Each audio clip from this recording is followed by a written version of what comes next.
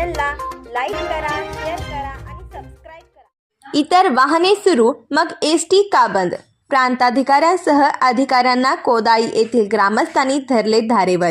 ST वाहतूक सोडून इतर सर्व वाहने तिलारी घाटातून सुरू आहेत, मग एसटी बंद करून आम्हा प्रवाशांचे तुम्ही हाल का करता, अशा प्रश्नांचा भडीमार करत कोदाळी ग्रामस्थांनी प्रांताधिकारी एकनाथ काळबांडे यांच्यासह तहसीलदार राजेश चव्हाण, उपअभियंता इफ्तिकार मुल्ला आगार व्यवस्थापकांना धारेवर धरले। तिलारी घाटातून एसटी वाहतूक सुरू व्हावी या मागणीसाठी सोमवारी झालेल्या आंदोलनानंतर जिल्हाधिकारी अमोल येडगे यांच्या सूचनेवरून प्रशासनाच्या पथकाने मंगळवारी घाटाची पाहणी केली। तिलारी घाट वाहतुकीसाठी धोकादायक आहे। पावसाळ्यात त्याचा अधिक फटका बसेल या सार्वजनिक बांधकाम विभागाच्या अहवालानंतर जिल्हाधिकारी येडगे यांनी 31 ऑक्टोबरपर्यंत एसटीसह अवजड वाहनांना वाहतुकीसाठी बंदी घातली होती।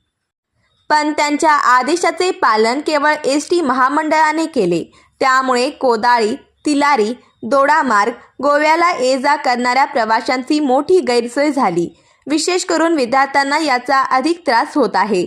त्यामुळे संतापलेल्या परिसरात नागरिकांनी सोमवारी कोल्हापुरात जिल्हाधिकारी कार्यालयासमोर ठिय्या आंदोलन केले। याची दखल घेऊन मंगळवारी प्रशासनाचे पथकाने घाटाची पाहणी केली। यावेळी नागरिकांनी आपल्या व्यथा मांडत अधिकाऱ्यांना जाब विचारला, पण त्यांनी जिल्हाधिकाऱ्यांना अहवाल पाठवू, त्यानंतर निर्णय होईल असे त्यांनी सांगितले। यावेळी अंकुश गावडे, विठ्ठल गावडे, पुंडलिक दळवी, निंगू दळवी, संदीप गावडे, प्रवीण गवस, दत्ताराम देसाई यासह नागरिक मोठ्या संख्येने उपस्थित होते।